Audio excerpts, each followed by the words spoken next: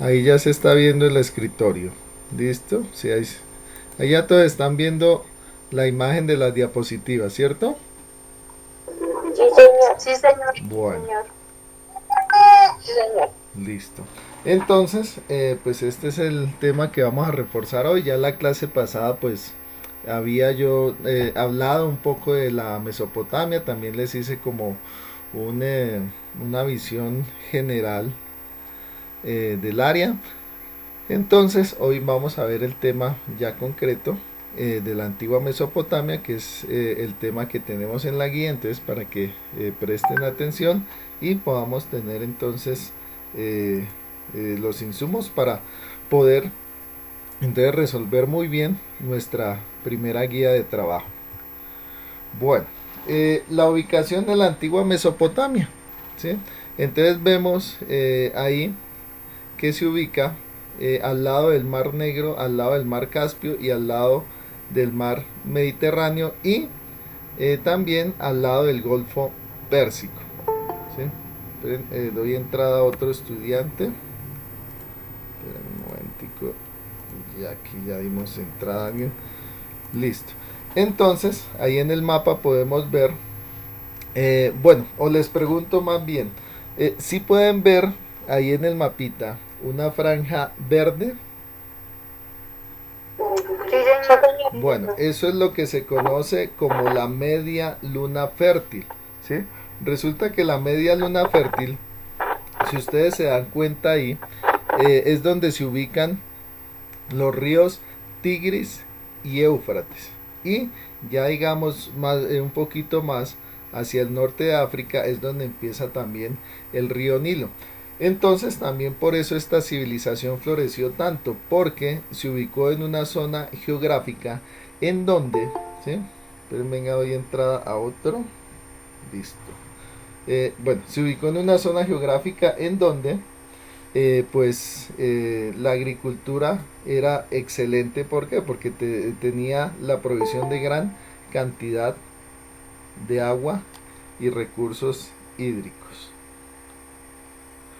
Bueno, listo. Si miráramos entonces las fronteras de Mesopotamia, entonces podríamos ver que al norte limita con los montes de Anatolia, al oriente con los montes Sagros, al sur y al occidente con el desierto de Arabia, eh, hoy con lo que se conoce como Oriente Medio, y ocupaba, o actualmente, mejor dicho, si fuéramos a ver el territorio de Mesopotamia, pues ocuparía los países de Irak, Siria e Irán, ¿sí?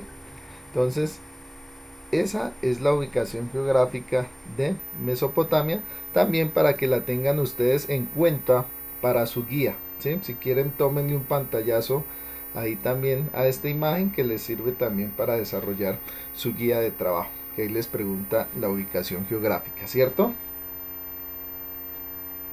Bueno, listo. Entonces, como ya les decía la clase pasada, pues Mesopotamia es considerada una civilización fluvial. ¿Qué quiere decir eso? Que dependió 100% de los ríos. ¿Para qué? Para todo. Para el transporte, para la agricultura, ¿sí?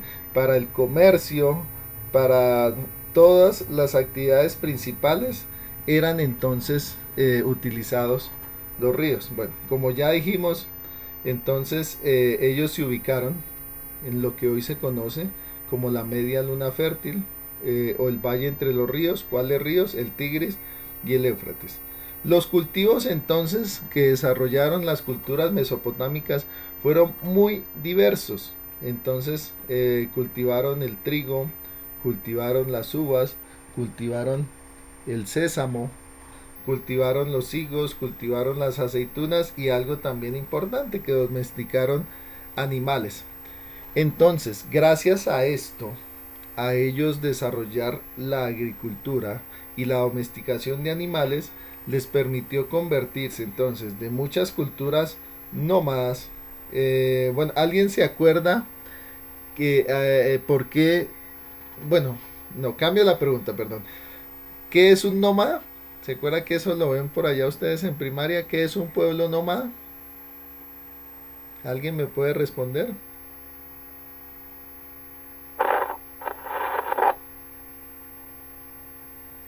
¿Nadie?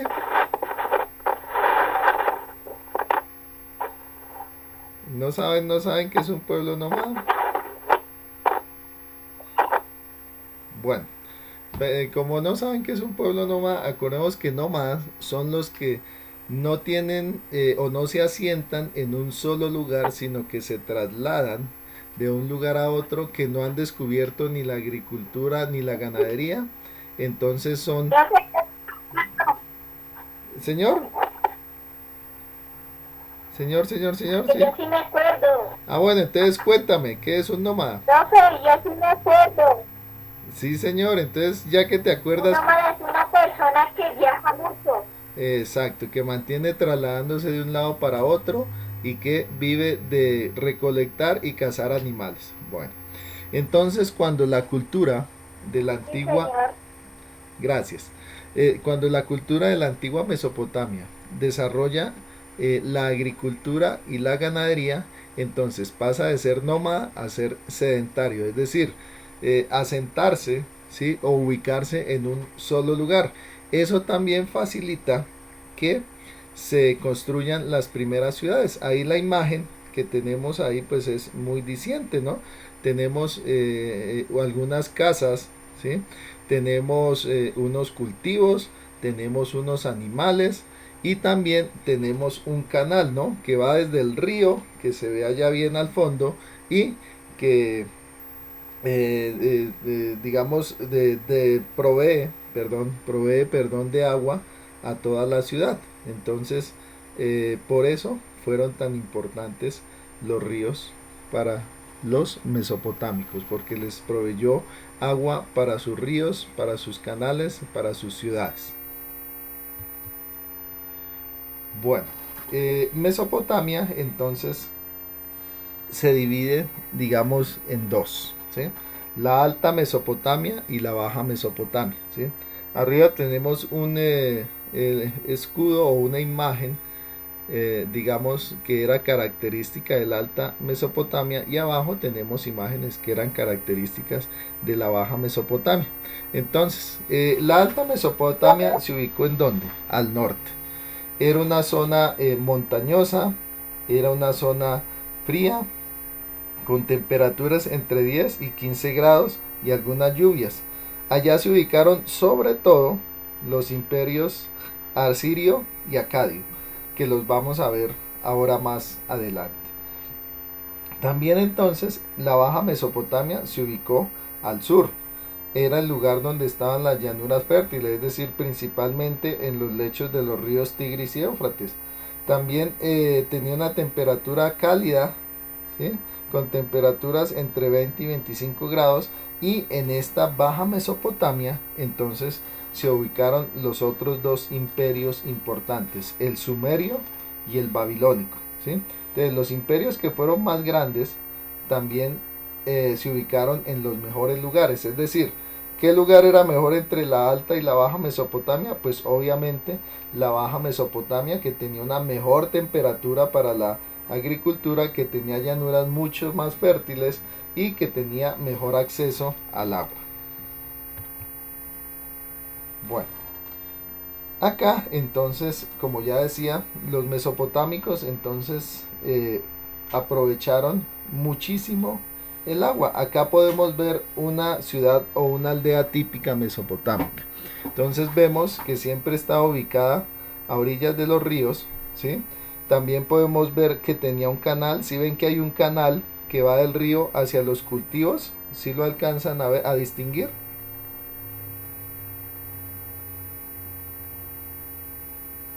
Sí, señor. Ah, bueno. Sí, señor. Entonces, bueno, muy bien. Y también podemos ver que tienen ahí una serie de canoas, ¿sí? Esas canoas entonces también les permitían comunicarse. Como ya decía yo la clase pasada, pues en esa época no había entonces carreteras, ¿sí? No había caminos, pero el principal camino era el río, es decir, el río era la forma en que se transportaban de una ciudad a otra, el río era la forma en que se transportaban mercancías, en que se transportaban animales, en que se transportaban productos agrícolas, ¿sí? En que se transportaban personas de un lugar a otro. Bueno, entonces esta región de la media luna fértil, sobre todo en los meses de marzo y mayo, sufría unas lluvias que permitían que se inundara. En este caso, las inundaciones no eran malas. ¿Por qué? Porque como estas culturas ya habían desarrollado los canales, ¿sí? Y las represas, entonces ellos lograron, que también se dice así, domesticar los ríos. Es decir, ellos lograron que los ríos ya no fueran un problema porque se desbordaban, sino que por medio de estas canales y estas represas, ellos lograron guiar el agua de los ríos hacia donde ellos la necesitaban y evitar entonces también las inundaciones. Bueno, abajo pues también nos lo dice, es decir, esos canales y esos diques entonces detenían y conducían el agua hacia donde ellos la necesitaban. Y las represas sirvieron también para almacenar en agua en épocas de sequía. Entonces esta tecnología que se conoce como la hidráulica, es decir, todas estas tecnologías que permiten canalizar, almacenar, conducir el agua, ¿sí? O sea, las tecnologías de los canales, los diques, las represas, se conocen como la tecnología hidráulica. Entonces, estas culturas mesopotámicas lograron dominar la tecnología de la hidráulica, ¿sí? Y eso les permitió entonces ser muy prósperas y cuando venía las lluvias evitar las inundaciones y cuando venía las sequías pues evitar también que se quedaran sin agua. Hasta ahí me he hecho entender, chicos. Sí, señor. Bueno, Sí, señor. bueno, muchas gracias. Sí, Profe, sí, escucho. profe, podría explicar a la anterior, la de alta y bajas, que es que se me salió la tablet de la reunión Acá, ¿sí? y no escuché bien. Bueno, o sea, volver a explicar. Sí, señor. Bueno, listo. Entonces, lo que les Pues decía, lo que haya dicho. bueno, acá lo que les decía es que Mesopotamia se dividió, digamos, territorialmente en dos, la alta Mesopotamia y la baja Mesopotamia. Les decía que entonces la alta Mesopotamia se ubicó al norte de la región de la luna fértil, era una región montañosa, era una región fría, ¿sí?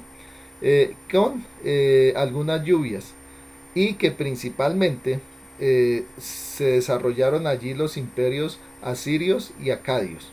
Y por otro lado, ¿sí? Teníamos la otra división geográfica que era la Baja Mesopotamia, que se ubicó en este caso al sur, ¿sí? Se ubicó donde estaban las llanuras fértiles, que tenía una temperatura cálida, ¿sí? Y que allí se desarrollaron los imperios sumerios y babilónicos. Les decía también que por eso fue que los imperios sumerios y babilónicos fueron más grandes que el imperio asirio y acadio. ¿Por qué? Porque se ubicaron en una mejor región, donde estaban las mejores tierras, donde estaba el mejor clima, ¿sí? Eso fue básicamente lo que expliqué. Si quieres le puedes tomar un pantallazo, en 5 segundos cambio la diapositiva, si le vas a tomar un pantallazo. Profe, es que yo no puedo tomar pantallazos. Bueno. Lo estoy escribiendo, por eso le dije que retrocediera un poquito. Bueno, listo. Y me falta también copiar la primera, que es la de cultivos. Bueno, de todas maneras, muchachos, no me puedo detener tanto, ¿sí? Porque si no se nos alarga mucho, ¿sí? Se nos alarga mucho. Entonces traten más bien de anotar como lo más importante, ¿sí? Porque si no acá nos demoramos mucho y se nos alarga también y entonces, bueno, ¿sí? Entonces más bien traten como de lo más importante. Bueno, pregunto. Entonces, ¿Para qué les sirvieron los canales, los diques y las represas a las culturas de la antigua Mesopotamia? Entonces, ¿quién me puede responder? Para evitar para los cultivos y para Bueno, alimentar a los animales. uno nomás. A ver, ¿quién pide la palabra? Sí, Juan José. Bueno, listo. A ver, sí, profe. bueno, listo. Habla tranquilo. Los diques y las represas les sirvieron para alimentar los animales, alimentarse, para los cultivos, les sirvieron también para medio de transporte y también para tomar ellos el agua. Exacto, muy bien. Y también por ahí, Listo, profe. por ahí escuché otro chico que me hablaba de las inundaciones. ¿Quién era el que ahorita me habló de las inundaciones? Pero como estaban hablando todos al mismo tiempo. No, profe. Ah, bueno, entonces habla Luis.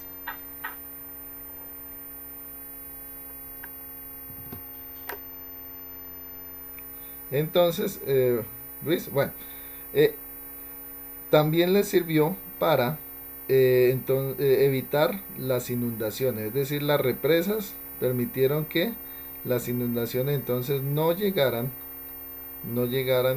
e inundaran y dañaran los cultivos. Listo. Seguimos entonces con la otra. Bueno, actualmente lo que era o lo que se conocía como la antigua Mesopotamia, actualmente se conoce como los países o los territorios de Irak, Siria e Irán. ¿Listo? Perdona que hago una pausita. Por favor, los que no se han anotado en los comentarios, entonces por favor chicos, los que no han puesto su nombre en los comentarios, por favor colocarlos, porque ahí es que yo llevo la lista de asistencia. Entonces quienes no se han anotado, quienes no han anotado su nombre en los comentarios, por favor hacerlo para yo poder llevar la lista de asistencia. ¿Listo? Bueno, entonces chicos, actualmente lo que se conocía como Mesopotamia son los territorios de los países de Irak, Siria e Irán. Bueno, y vamos a mirar, acá tenemos las banderas de cada uno de ellos que como ven pues se parecen bastante, ¿no? En el caso de Irak, la capital es Bagdad, actualmente tiene una población de aproximadamente 24 millones, donde el 90%, que perdón que me faltó poner ahí el porcentaje, el 90% son árabes y el 10% son kurdos. También tenemos a Siria, cuya capital es Damasco, cuya población oscila entre los 16 o 17 millones y que principalmente está compuesta por un 90% de árabes, un 5% de kurdos y otro 5% de armenios. Si ustedes han escuchado de pronto noticias, actualmente se está hablando mucho de Siria. ¿Alguien ha escuchado qué es lo que pasa en Siria de pronto? ¿En las noticias ha escuchado? No, ¿No? profe. No, Ah, no bueno. sé, yo no sé. Bueno. Es que yo no me la paso en las noticias. No, profe. Ah, bueno, perfecto, listo, no hay problema. Resulta que actualmente Siria se encuentra en guerra, ¿sí? Una guerra civil muy cruenta, ¿sí? Que ya lleva más de 6 años, ¿sí? O sea, hace 6 años que Siria está en guerra, ya les ha causado miles de muertos, millones de desplazados, ¿sí? Y es una guerra que todavía no se soluciona. Resulta que en Siria el presidente actual es Bashar al-Assad. Hay un grupo de personas que quiere sacar a Bashar al-Assad del poder, pero Bashar al-Assad no se quiere salir. Entonces se ha enfrentado y ha matado a todos los que han tratado de sacarlo del poder. Y es una guerra que todavía no ha terminado. ¿Por qué? Porque han intervenido pues las dos potencias. Por un lado Rusia está apoyando al gobierno de Siria y por otro lado Estados Unidos está apoyando a las fuerzas rebeldes. Entonces pues eso para que pues tomemos un poquito de contexto, que actualmente pues el país de Siria es un país que sufre una grave y una cruenta guerra civil que ya ha costado cientos de miles de muertos. Bueno, y por otro lado tenemos a Irán, cuya capital es Teherán y cuya población es de aproximadamente 81 a 82 millones. Y que está compuesta su población por el 61% de persas, el 9% de kurdos y el 2% de baluches. ¿Sí? Entonces eso para que miremos actualmente qué países son los que ocupan el territorio de la antigua Mesopotamia. Bueno, aquí podemos ver entonces un resumen de pues los principales hechos históricos que se dieron en la antigua Mesopotamia. Ellos fueron los primeros pueblos en pasar de ser nómadas a sedentarios, que ya algunos de ustedes me dijeron que era nómada y que era sedentario. También fueron los primeros pueblos que desarrollaron la agricultura y el pastoreo, que eso obviamente pues les permitió pues pasar de ser nómadas, es decir, de pasar de un lado a otro, de ser cazadores recolectores, a ser sedentarios, es decir, a sentarse en un lugar, a tener cultivos y a criar animales. ¿Cuáles fueron esos animales que domesticaron? La cabra, la oveja, y estas cabra y oveja les permitió entonces obtener de ahí carne y lana. Entonces, estos pueblos, principalmente sus textiles, sus telas, estaban hechas de lana. Es decir, de las cabritas y las ovejitas principalmente. Entonces, obtuvieron carne y obtuvieron lana. Bueno, ¿por qué no vacas? Digamos en este territorio, como es pues relativamente muy desértico, pues principalmente las cabras y las ovejas eran las que más o los animales que más abundaban. Sí había cierto tipo de ganado, pero no el ganado que conocemos nosotros, es decir, el ganado de esta región de lo que es Asia Menor o Medio Oriente, pues son unas vacas más pequeñas, digamos, que las que por ejemplo tenemos acá en Colombia, que son de origen europeo, ¿sí? Las vaquitas que tenemos acá. Las vacas de este origen asiático pues eran más pequeñas, ¿sí? Tenían unos cuernos más grandes y también pues no producían tanta carne. Entonces también digamos tenían bueyes, pero estos bueyes no los utilizaban digamos para carne, sino los utilizaban para como tractores, es decir, para arar la tierra. Bueno, entonces en el año 6000 antes de Cristo empieza la construcción de los canales y a su vez aparece la agricultura. En el año 8000 antes de Cristo se consolida el cultivo de trigo y de cebada. Entonces para ellos su principal cultivo o su principal alimento era el trigo, así como para nosotros ahorita es el arroz, ¿cierto? Porque digamos, actualmente nosotros no podemos concebir un almuercito sin arroz, ¿cierto? Para ellos entonces no era el arroz, sino era el trigo y la cebada. Entonces principalmente la base de la alimentación de las culturas mesopotámicas era el trigo y la cebada. Algo también importantísimo, las primeras ciudades que nacieron en la antigüedad nacieron en la antigua Mesopotamia. Las principales ciudades fueron Eriduk y Uruk, ¿sí? Pero también podemos encontrar la ciudad de Ur, ¿no? Entonces podemos poner ahí a Ur, Eriduk y Uruk, pero las más grandes de estas tres fueron la ciudad de Eriduk y Uruk.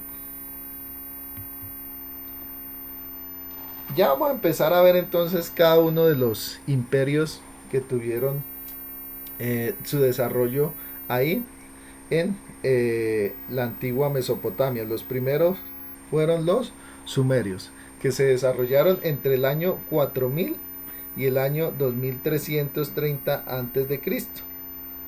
¿De dónde procedían esos pueblos? De India y Asia Central. Ellos entonces llegaron por el sur de Mesopotamia. Ellos tenían entonces sus gobernantes y sus leyes propias. Cada una de estas ciudades del imperio sumerio tenía un sigurat, que era conocido como el templo. Ahorita más adelante vamos a ver una imagen de un sigurat, es decir, esos templos que tenían los antiguos mesopotámicos, y nos vamos a dar cuenta cómo los templos fueron el principal edificio o la principal construcción que ellos tuvieron. El rey a su vez también era un sacerdote, es decir, el rey era un líder político, pero a su vez también era un líder religioso. Y el poder pasaba de padre a hijo y así sucesivamente, es decir, era un poder hereditario. Después tenemos el imperio acadio, que se dio entre el 2330 y el 2000 antes de Cristo. Aquí vemos algunas imágenes también características del imperio acadio. ¿Ellos dónde se ubicaron? Entonces en los desiertos de la península arábica. Invadieron entonces a partir del año 2500 antes de Cristo. Y su personaje más importante fue el rey Sargón I, ¿sí?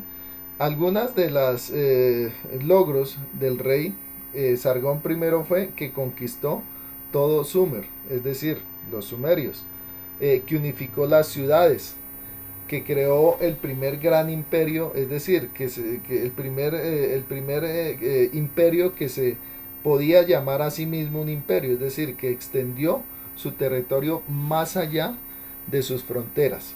El centro fue la ciudad de Akkad, por eso es que se conoció como el imperio acadio, y se extendió hasta el Mediterráneo y los montes sagros, es decir, ellos lograron extenderse por casi todo el territorio de lo que se conoció como la antigua Mesopotamia, es decir, por los actuales territorios de Irak, Siria e Irán. El rey Sargón entonces muere en el año 1125 por las invasiones de los Guti o los dragones de la montaña, que era otro pueblo que invadió a este imperio. Y en el 2970 surge nuevamente, o se recupera el imperio sumerio de la muerte del rey Sargón con la llegada del rey Gudea. Bueno, arriba, si ven esa imagencita, esa escultura, es del rey Sargón I, y la imagen de abajo es la del rey Gudea, ¿sí? Entonces, en ese tiempo, como no había obviamente fotos, pues ¿qué se hacía para tomar la imagen de una persona? Pues una escultura. Entonces, la escultura de arriba es la del rey Sargón y la de abajo la del rey Gudea. Aquí llegamos a uno de los imperios más conocidos, el imperio babilónico o el imperio babilonio, que se desarrolló entre el 1800 y el 1300 antes de Cristo. ¿Por qué es tan conocido el imperio babilonio? Porque en la Biblia, en lo que es el Antiguo Testamento, se habla bastante del imperio babilónico. Acordémonos, si ustedes de pronto conocen algunas de las historias por allá que en la misa o en la iglesia les cuentan. ¿Se han escuchado de la historia de Daniel? Daniel y el foso de los leones. Sí, profe, yo sí lo he escuchado. Bueno, entonces resulta que el imperio babilónico fue uno de los imperios que invadió al pueblo de Israel. Y la historia precisamente de Daniel nos muestra cuando él es llevado prisionero allí cuando estaba gobernando el imperio babilónico en los tiempos bíblicos. ¿Si alcanzan a ver la imagen que les tengo ahí? Sí, señor. Bueno, ¿quién me puede, listo, gracias. ¿Quién me puede escribir? Bueno, gracias. ¿Quién me puede escribir lo que ve en la imagen? ¿Quién me quiere describir lo que ve en la imagen?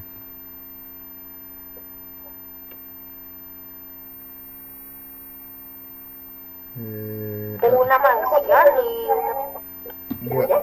Bueno, exacto. Entonces tenemos un gran castillos, bueno, un castillo no, digamos un templo, no un edificio. Y ese edificio, si ven que está lleno de qué,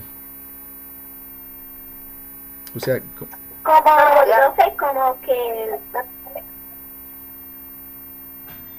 como las zonas ricas del Imperio Babilónico. sí, exacto, pero el templo tiene algo, sí, este templo del rey tiene una característica que es como muy, a ver cómo le digo, muy notoria. O sea, ¿qué es lo que ven ustedes que abunda en ese templo, en ese edificio?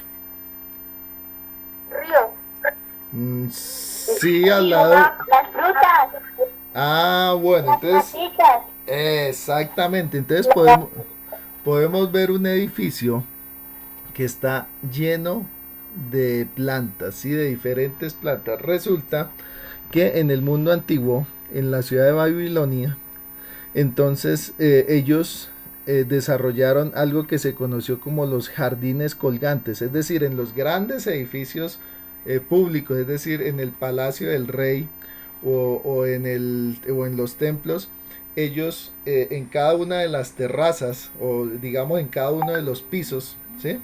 Ellos cultivaban diferentes tipos de plantas, exacto, plantas principalmente ornamentales y plantas principalmente frutales. Eso se conoció como los jardines colgantes de Babilonia y es considerado una de las 7 maravillas del mundo antiguo, ¿sí? Entonces ahí podemos ver lo bonitos que eran entonces los edificios públicos, los palacios y los templos en el imperio babilonio. Bueno, el imperio babilonio entonces se consolida cuando derrota al imperio acadio. Se convirtió también en el principal centro de comercio de Asia Occidental. La ciudad entonces principal era la ciudad de Babilonia. El rey más conocido que tuvo Babilonia fue el rey Hammurabi. Entonces, ¿por qué fue conocido Hammurabi? Porque la primera ley escrita de que conoce la humanidad, es decir, la primera, por decir algo, constitución o la primera, digamos, ley que todo mundo tenía que cumplir, se conoció como el Código de Hammurabi. Entonces ahí estaba todas las leyes que tenían que cumplir los habitantes del imperio. Eh, Les pregunto, ¿ustedes se han escuchado un adagio que dice ojo por ojo, diente por diente? Sí, señor. Resulta, bueno, muy bien. Resulta que este adagio nace precisamente del imperio babilónico y nace precisamente del código de Hammurabi. Porque una parte del código de Hammurabi decía, por ejemplo, si a usted su vecino peleando le saca el ojo, entonces por ley usted tiene el derecho de sacarle el ojo a su vecino. Si usted, su vecino, le tumbó un diente, entonces usted también tiene el derecho de sacarle un diente a su vecino. Entonces ese adagio de ojo por ojo, diente por diente, surgió precisamente de este código de Hammurabi, que decía que si alguien, por ejemplo, sufría un maltrato o sufría una pérdida, le podía causar esa misma pérdida a la persona que le hizo ese daño.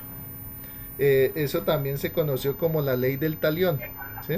Entonces, por eso es que tenemos todavía ese dicho, desde la época del código de Hammurabi, donde si alguien le sacaban un ojo, le podía sacar el ojo a la persona que se lo sacó. Si a alguien le tumbaban un diente, le podía tumbar un diente a la persona que se lo tumbó.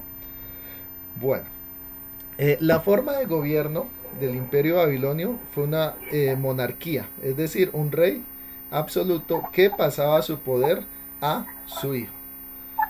La religión se basó en el culto a Marduk, que fue un dios que desarrollaron o que crearon los babilonios, que más adelante vamos a ver un poco más acerca de la religión. Y también su lengua oficial fue la acadia, o sea, ellos hablaron el acadio. Aquí tenemos otro de los imperios, el imperio hitita. El imperio hitita entonces fue de origen indoeuropeo, es decir, vinieron de la parte de Europa y de la parte de la India. Especialmente llegaron de Europa oriental y del norte de la India, es decir, fueron dos pueblos que llegaron a esa región de Mesopotamia. Se ubicaron entonces en la península de Anatolia, donde hoy actualmente quedaría Turquía. Fueron un pueblo especialmente guerrero. Digamos, mientras los otros pueblos fueron pueblos que se destacaron, digamos, por sus desarrollos hidráulicos, ¿sí? La construcción de las presas, los diques, ¿sí? Los canales, que fueron pueblos que se destacaron, digamos, por esos grandes templos y esos jardines colgantes. En este caso, el imperio hitita se caracterizó, fue por ser excelentes guerreros. Y si ven la imagen, podemos ver un palacio en donde está pasando el ejército, ¿no? Podemos ver un carro de guerra hitita donde está, o sea, jalado por dos caballos. Tenemos a su conductor, por decirlo así, y tenemos entonces otro guerrero que aparece al lado del carro de guerra, ¿sí? Bueno, la capital del imperio hitita fue Hattusa, ¿sí? Y fueron tan buenos guerreros o tan peliones, si queremos llamarlo así, que lograron enfrentarse también con otro de los grandes imperios de la época. ¿Con qué gran imperio? Con el imperio egipcio, ¿sí? Algo importante es que ellos lograron desarrollar lo que fue la fundición, es decir, el manejo o digamos la fundición de metales. ¿Cuáles metales? El hierro. Eso les permitió entonces también tener a ellos armas muy avanzadas para su época, ¿sí? Entonces a ellos les permitió construir armas de hierro y los carros, estos carruajes que eran jalados por caballos, entonces ya no eran de madera, sino eran carros de hierro. Eso también les dio una ventaja militar, porque para esa época los egipcios pues estaban dominando metales como el bronce, ¿sí? Pero todavía ellos no lograban dominar metales como el hierro, y el hierro es mucho más resistente que el bronce. Entonces eso hacía que las armas de los hititas fueran más duraderas y más, llamémoslas así, poderosas que las armas de los egipcios. Bueno, y aquí tenemos el imperio también asirio, que se desarrolló entre el 1300 y el 600 antes de Cristo. Igual que el hitita, si ustedes ven las imágenes, también se caracterizó por ser un imperio guerrero. Entonces, si ven la imagen de arriba, ¿qué tenemos en la imagen de arriba? ¿Alguien me puede decir? Sí, señor. ¿Esqueletos de caballos? No, esqueletos no. Una imagen de un caballo. ¿Y quién va encima del caballo? Un guerrero. Un guerrero, exactamente. Un guerrero, profe, con un arco. Exacto. Entonces, ellos fueron excelentes guerreros porque ellos lograron una proeza que muy pocos pueblos tenían, que fue que sus arqueros, que así se llama los que manejan el arco, no los arqueros de fútbol, entonces ellos lograron que sus arqueros fueran capaces de disparar mientras iban montados a caballo, entonces eso les daba también una ventaja táctica. Y abajo, si ven otra máquina de guerra que desarrollaron, alcanzan más o menos, ¿quién me puede describir esa máquina de guerra? Sí, señor, es como, por decir, es como un castillo. Bueno, o sea, ellos, sí, es como una especie de pequeño castillo, pero el nombre que se le conoció fue una torre de asedio, ¿sí? Entonces ellos inventaron esta máquina que era una torre, que ellos la chocaban contra el muro de la ciudad que querían conquistar, y era prácticamente eso, como un pequeño castillo, como una edificación que permitía que ellos golpearan la muralla, debilitaran la muralla, y dentro de esta torre de asedio iban decenas de soldados armados con sus arcos. Y como si ustedes se dan cuenta en la imagen, estaban muy bien protegidos. Eso les permitía atacar a la ciudad, matar, digamos, a sus guardias, y ellos estar resguardados dentro de esta torre de asedio. Entonces, este fue otro de los inventos importantes que tuvieron también los asirios, esta conocida como la torre de asedio, que era una forma en que ellos podían derrumbar las murallas y atacar. Bueno, entonces, principalmente ellos fueron, al igual que los hititas, guerreros y conquistadores. Las capitales del imperio asirio fueron Asur y Nínive. Igualmente que con los babilonios, en la Biblia también se habla mucho de los asirios. Por ejemplo, si ustedes se acuerdan de la historia de Jonás y el gran pez, él iba para la ciudad de Nínive, ¿sí? Que eso es lo que nos cuenta la Biblia. Entonces, señor, sí, bueno, entonces, No, profe, no era nada. bueno, entonces, si alguna vez escuchan por allá en misa o en la iglesia la historia de Jonás y el gran pez, pues la Biblia nos dice que él iba hacia Nínive y él, por no hacerle caso a Dios, se desvía. Entonces ahí es cuando este gran pez se lo come, después él se arrepiente y regresa entonces a hablarles de Dios a los habitantes de Nínive. Entonces el imperio asirio también se nos recuenta en el Antiguo Testamento de la Biblia. Bueno, en este caso, si ustedes se dan cuenta, los anteriores imperios se llamaban así casi siempre en honor a su capital. En este caso, el imperio asirio se llamó así no en honor a su capital, sino en honor a su dios. ¿Cómo se llamaba su dios? Ahí lo podemos leer.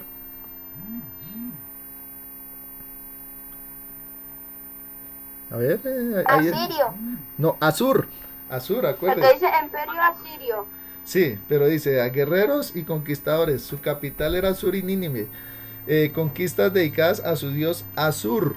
¿Sí? Entonces, el dios de los asirios era Asur, por eso se llamaron así. Entonces, ellos llegaron o lograron extenderse hasta Egipto y hasta el Golfo Pérsico. Es decir, se extendieron muchos más que los hititas. Y acá también ellos tuvieron, digamos, un rey que fue el más representativo. ¿Cómo se llamó ese rey? Ahí está en subrayado en negrilla. Ashurbanipal. Eso, muy bien. Entonces, este rey se dedicó a fomentar las artes. Construyó grandes templos y edificios. Creó las primeras bibliotecas. ¿Y por qué es conocido este rey? Porque, como lo dice ahí, fomentó mucho lo que fue la educación. Entonces, a pesar de que ellos se centraron mucho en la guerra, también el rey Ashurbanipal buscó que su pueblo también fuera educado y también fuera culto, fomentando las artes y fomentando también la educación por medio de las bibliotecas, los colegios, etc.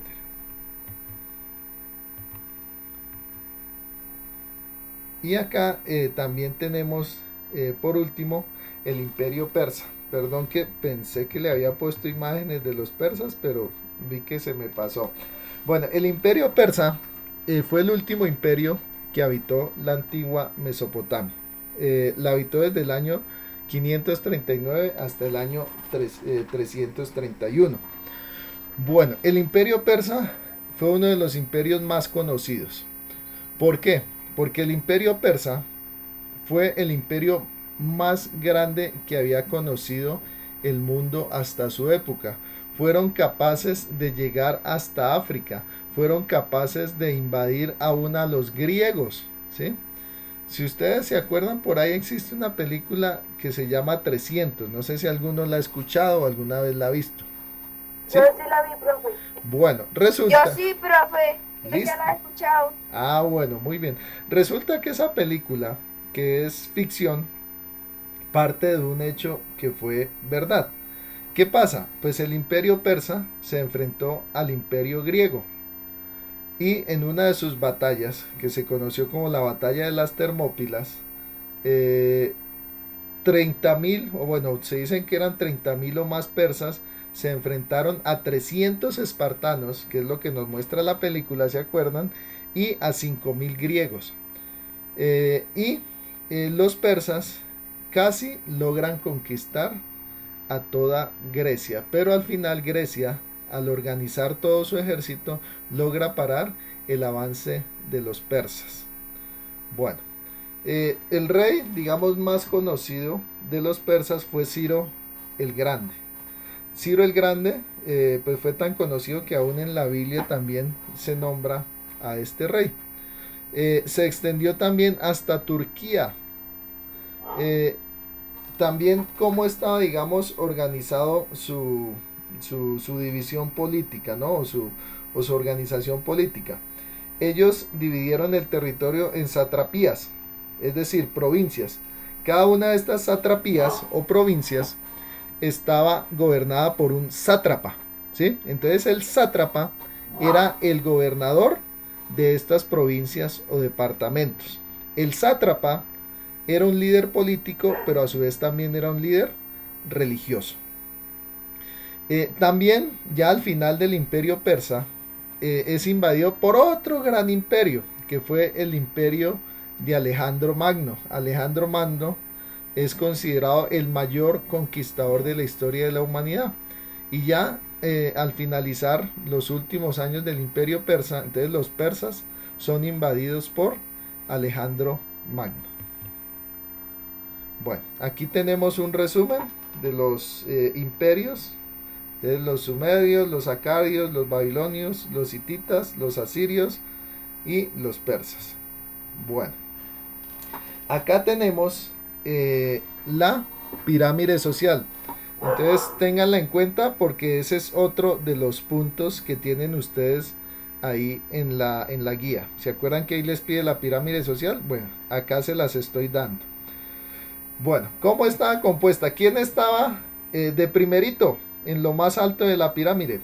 ¿Quién estaba? El rey. El rey, exacto. El rey. Perfecto. El rey, profe. Perfecto. Entonces el rey estaba a la cabeza. El rey, profe. Sí, gracias. Entonces el rey estaba a la cabeza de todo el gobierno. Bueno, después del rey, ¿quiénes seguían? Nobles y sacerdotes. Los nobles y sacerdotes. Exacto. Nobles y sacerdotes. Y sacerdotes. Sacerdotes, profe. Muy bien, entonces después del rey, los más importantes eran los nobles y los sacerdotes. Obviamente porque los sacerdotes tenían también poder político. ¿Se acuerda que les decía hace un ratico? Escribe funcionarios, profe. Sí, ahorita, espera, todavía estoy en los nobles y sacerdotes. Tranquilo. Bueno, entonces, ¿se acuerda que les decía que en el caso de los persas tenían las satrapias? Que eran entonces divisiones o provincias donde estaba un sátrapa, y se acuerda que les decía que el sátrapa, además de líder político, también era un líder religioso. Y ahí sí, entonces, ¿quién sigue después de nobles y sacerdotes? Ahora sí, quien había hablado hace poco. Escribas. Bueno, algo importantísimo, los escribas, como su mismo nombre lo dice, ¿a qué se dedicarían ellos? Escribas. ¿A escribir libros? Exactamente, se dedicaban a escribir, ¿sí? ¿Y por qué eran tan importantes? Porque, digamos, la única forma que tenían estos imperios de llevar sus cuentas, de escribir sus logros, ¿sí? De contar sus historias, de desarrollar su lenguaje, su cultura, ¿sí? Bueno, todo era pues a través de los libros, y esos libros eran escritos por los escribas. Entonces los escribas, apaguen por ahí el micrófono. Bueno, entonces estos libros eran escritos por los escribas, eran los funcionarios más importantes. Por ejemplo, el rey Ciro o el rey Hammurabi eh, sacaban un nuevo edicto, ¿sí? Un nuevo edicto o una ley para que se cumpliera el, en todo digamos, el imperio. ¿Quién entonces era el encargado de hacer eso? El escriba. El El escriba. funcionario. El funcionario, pero el funcionario era el escriba, es decir, cuando alguno de estos grandes reyes, ¿sí? Ciro o Hammurabi, proclamaba una nueva ley, un nuevo edicto, pues era el escriba quien escribía este edicto y el rey le ponía su sello. Bueno, después de los escribas y los funcionarios seguían ¿quiénes? Los campesinos, artesanos y soldados. Ah, bueno, entonces seguían los campesinos, los artesanos y los soldados. Era entonces, digamos, la base de la población. Entonces eran estos tres. ¿Por qué? Porque el campesino era el que se dedicaba a cultivar la tierra y crear los animales, ¿cierto? Que eran necesarios para poder alimentar a la población. El artesano era entonces el que se dedicaba a hacer todas aquellas herramientas útiles. Por ejemplo, acá dentro de los artesanos, además de los que hacían las vasijas, o digamos tejían la ropa, también acá dentro de los artesanos cuentan también los, los que hacían o los que fundían las armas, ¿sí? Entonces también los artesanos eran importantes porque se dedicaban a la fundición, perdón, del acero y eran los encargados de hacer las armas. Y por último tenemos a los soldados, que eran los encargados de extender y mantener el imperio. ¿Y quiénes estaban de últimos? Esclavos. Los esclavos. Bueno. Y los esclavos básicamente eran todos aquellos que no tenían ningún tipo de derecho. Es decir, cuando los hititas o los sumerios o los asirios o los babilónicos o los persas invadían un territorio, entonces muchos de esos pueblos eran llevados como esclavos. Igualmente de la historia que les decía de Daniel, o sea, Daniel, que era israelita, es llevado entonces por el imperio babilónico, ¿sí? Entonces estos esclavos eran llevados para trabajar en las ciudades. Bueno, entonces ahí tenemos lo que es la pirámide social, que es otra de las preguntas que tienen ustedes ahí en su guía, ¿cierto? Bueno, algo importantísimo, importantísimo. El imperio mesopotámico o la civilización mesopotámica fueron los primeros en desarrollar lo que se conoce como ciudades-estado. ¿Sí ven la imagen? Sí, señor. Una característica que tenían estas ciudades de los imperios mesopotámicos, primero, es que a su alrededor, ¿qué había construido? ¿Qué era lo que tenían que rodeaba toda la ciudad? Era Una muralla, exacto. Una muralla, ¿cierto? ¿Sí ven ese edificio, que siempre hay un edificio grandísimo en el centro? ¿Sí lo alcanzan a ver? señor. Bueno, ese edificio Sí, señor. generalmente era el Sigrat, es decir, era un templo. O sea, casi todas las ciudades de la antigua Mesopotamia estaban construidas en base a un enorme templo que estaba en la mitad de la ciudad. Y ese templo también servía en algunos casos, ¿sí?, como el palacio del rey, pero siempre el principal edificio que tenían ellos eran los templos, que eran el centro de la ciudad. Bueno, ahora vamos a ver por qué se les llamaba ciudades estado. Primero, porque estas ciudades eran el centro de toda la civilización. algo importante, cada ciudad tenía su propio ¿qué? Que es la segunda. Exacto. Y sus leyes. Exacto. Y también que los reyes y los sacerdotes cobraban impuestos para la construcción de los templos. Por eso es que los templos eran las principales edificios, las principales construcciones. Porque todo el dinero que se recolectaba iba para los templos. También se les llamaba ciudades-estados porque según vemos la penúltima, dice que le podían declarar la guerra ¿a quiénes? ¿A las ciudades vecinas? A las ciudades vecinas. Entonces, como cada ciudad tenía su propio rey, sus propias leyes, su propia fuente de dinero, muchas veces entonces le declaraban la guerra a las ciudades-estados vecinas. Y por eso, como mantenían en guerra, entonces la principal forma de proteger las ciudades era construyendo ¿qué? ¿Murallas? Murallas. Sí, señoritos, muy bien. Bueno. Miremos acá entonces la organización social. Entonces, básicamente se dividía en 5. Por un lado teníamos la nobleza. ¿Quién me puede leer quiénes componían a la nobleza? Rey, emperador. ¿Quién más? La familia y la corte. Exacto. Entonces, no, la familia y la corte, ya sacerdotes es la segunda. Entonces, este rey o emperador, en esa época tenían la costumbre de que ellos no tenían una esposa, sino varias esposas. Por ejemplo, ellos podían llegar a tener hasta 10 esposas o más. ¿Qué pasaba? Pues todos los hijos que ellos tenían con esta gran cantidad de esposas pasaban a ser entonces la corte. Entonces, ¿qué pasaba? Pues un rey podía divinamente tener unos 50 o más hijos y esposas. Entonces todos estos hijos y esposas pasaban a ser parte de la corte real. En segundo lugar tenemos ahora sí a quiénes.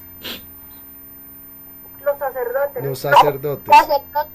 Exacto, que eran los líderes religiosos, ¿sí?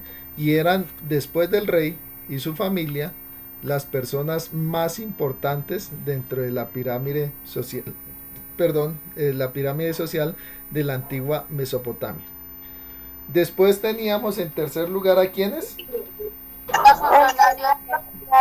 Bueno, ¿qué funciones desempeñaban? Que ahí abajito está.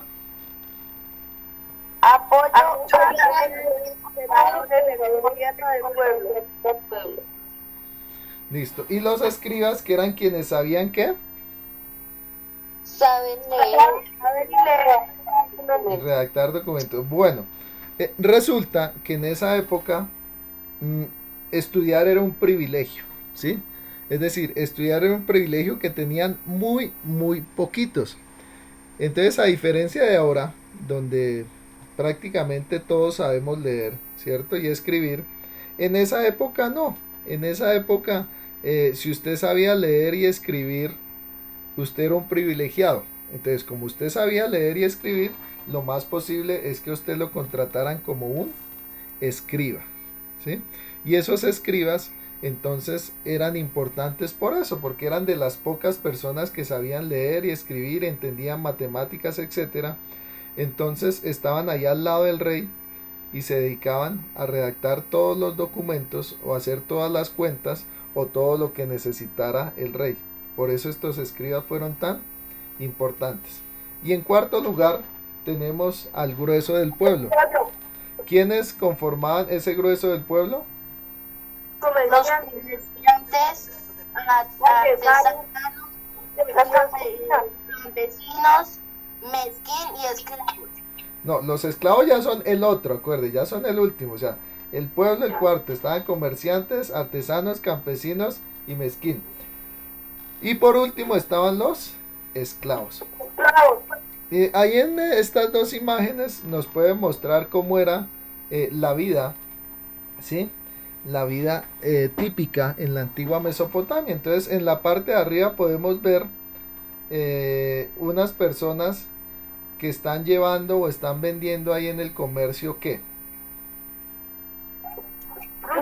Exacto, frutas, verduras, etcétera. Ahí al lado, que tiene como una corona, ¿quién podría ser? El rey. El rey, pero lo más posible era que fuera alguien de la familia o de la corte real, porque por lo general el rey no se juntaba con el pueblo, ¿sí?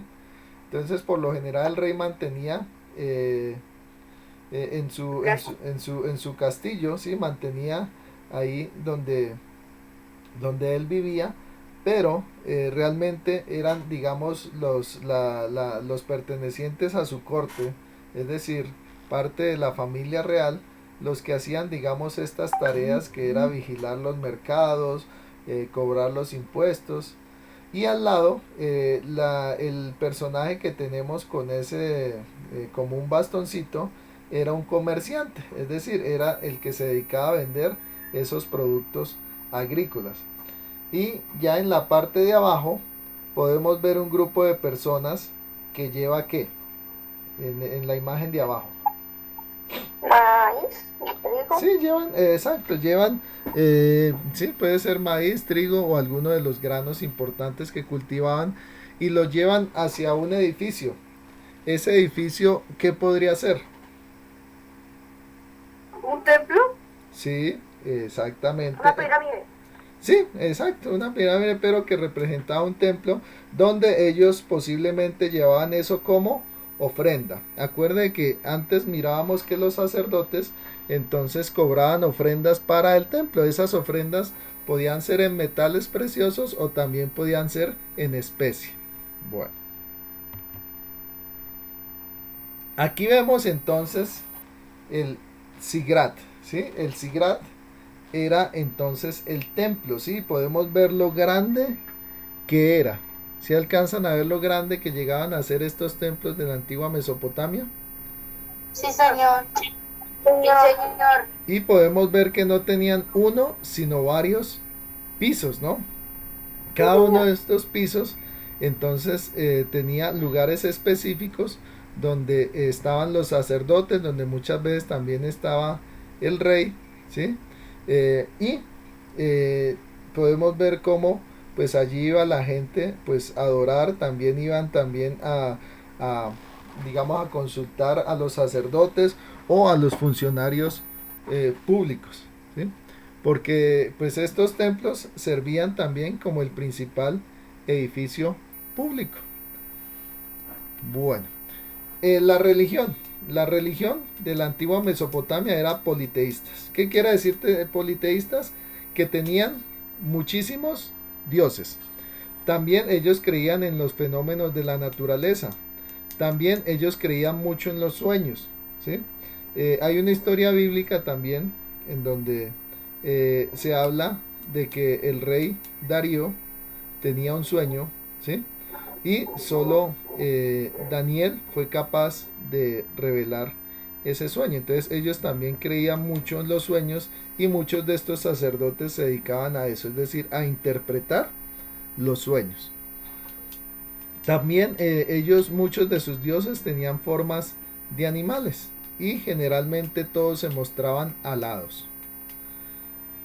Bueno, para los sumerios había entonces un Aspu que era masculino, que era el dios o el padre del mar y los planetas, y Tiamat, que era el dios femenino que daba origen al mar y era la madre del barro. También de ellos se desprendía Asur, que era el hijo de Asput y Timar. ¿Te acuerdan que el imperio asirio se llamó en honor al dios Asur, que entonces era el hijo de Asput y Tiamat? Bueno, aquí tenemos algunos de los dioses, ¿sí? Muchos de ellos, si ustedes ven, eran mostrados con alas. Si ven, por ejemplo, el de la parte superior izquierda, el dios Anu, entonces era mostrado con alas. El dios Enil también era mostrado con alas. La diosa Ishtar en la parte de abajo también.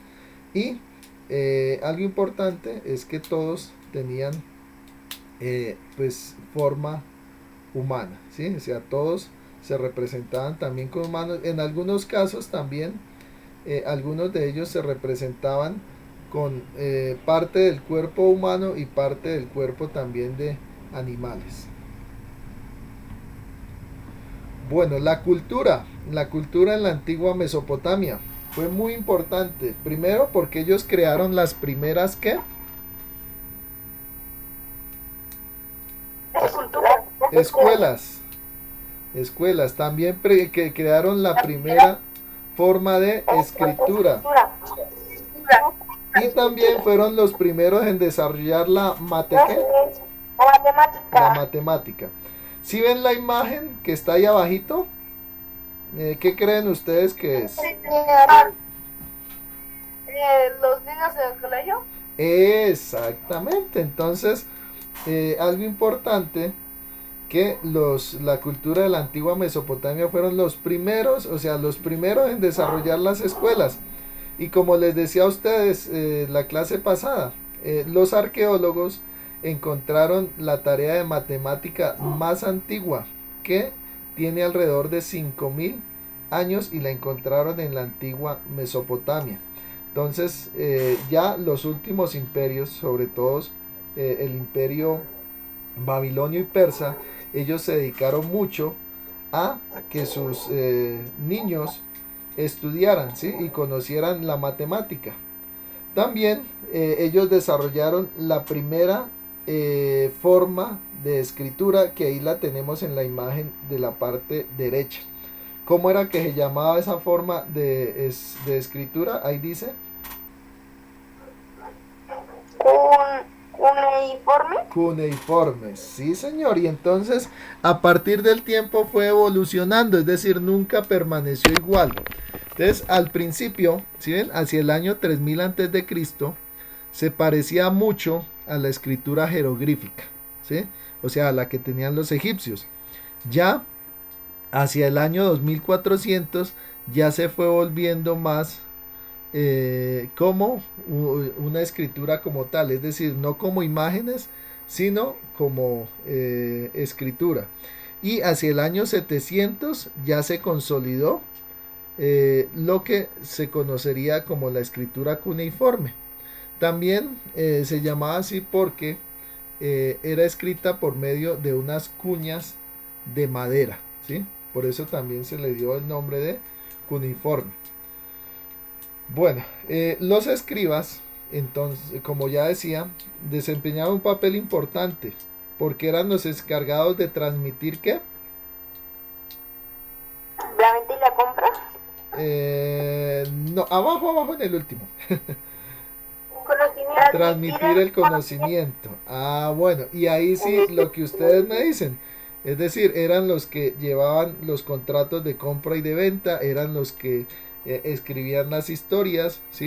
Eran los que llevaban las cuentas, entonces por eso fueron tan importantes. Cabe decir que no todos los niños estudiaban. ¿Quiénes eran los niños que estudiaban? Los que pertenecían a la corte del rey, es decir, todos aquellos que eran familia del rey. Que como les decía, pues era una familia muy numerosa, porque hubo reyes que llegaron a tener más de 100 esposas. Entonces imagínense, si tenían más de 100 esposas, ¿cuántos hijos y hijas no tendría? ¿Sí? Entonces, quienes podían estudiar eran los que hacían parte de la corte del rey. Bueno, también ellos desarrollaron la ciencia. ¿Cuáles fueron las tres aspectos de la ciencia que desarrollaron? ¿Cuál fue el primero? Astronomía. Segundo, Cambios del clima. ellos lograron predecir los cambios climáticos, es decir, cuándo iba a llover, cuándo iba a hacer sol, cuándo eran los cambios de la luna. Bueno, y por último, ¿qué? En 12 meses. ¿Sí ven esa rueda azul que está abajo? Sí, señor. Pues ese era el calendario que ellos tenían. Si ustedes cuentan las divisiones, se darán cuenta que hay 12 divisiones. Cada una de esas 12 divisiones representaba un mes del año. Entonces, algo importante, ellos fueron los primeros en dividir el año en 12 meses. Actualmente nosotros también dividimos el año en 12 meses. Y aquí tenemos otra imagen que es una foto de una pared de un edificio que encontraron los arqueólogos en la antigua Mesopotamia, donde podemos ver algunos astrónomos, ¿sí? Pues delante del rey, que el rey siempre se representaba así ven, como más grande que los demás, prediciendo algunos de los fenómenos astronómicos. Es decir, ellos fueron capaces de predecir, por ejemplo, el movimiento de las estrellas, fueron capaces de predecir entonces los eclipses, ¿sí? Y pues ellos desarrollaron esta ciencia de la astronomía. Bueno, y ya para terminar, vamos a ver los tres grandes inventos de la Mesopotamia. Primero, este se conoce como Rastrillo. arado. Sí, este es el arado, que es, digamos, una evolución del rastrillo. Entonces, el arado les permitió a ellos arar la tierra para poder, ¿qué? Sembrar. Cultivarla. Muy bien. Acá tenemos otro de los inventos. ¿Cuál sería? Construir. ¿Ladrillo? El ladrillo, muy bien. Es decir, Construir, profe. no, el ladrillo. O sea, el invento como tal es el ladrillo que le sirvió para construir. Pero entonces, ahí vemos algo importantísimo. Si ellos no hubieran inventado el ladrillo, no hubieran podido hacer esas ciudades tan grandísimas. ¿Se acuerdan que veíamos ahí en las imágenes? Es decir, el ladrillo fue vital Sí, señor. para ellos, porque sin ladrillo no hubieran podido hacer esos edificios tan grandes y tan majestuosos. Entonces, el ladrillo fue el otro gran invento de la cultura mesopotámica, y que es un invento que heredamos hasta esta época. Es decir, el ladrillo de la antigua Mesopotamia es muy, muy similar al ladrillo que tenemos nosotros también en la actualidad. Y por último, ¿cuál fue el otro gran invento? La rueda. La rueda. Carruaje. La rueda.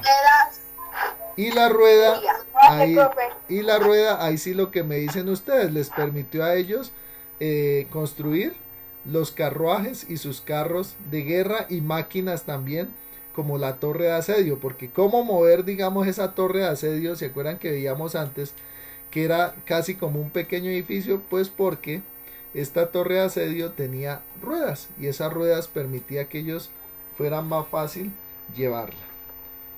Bueno, chicos, entonces así damos por terminado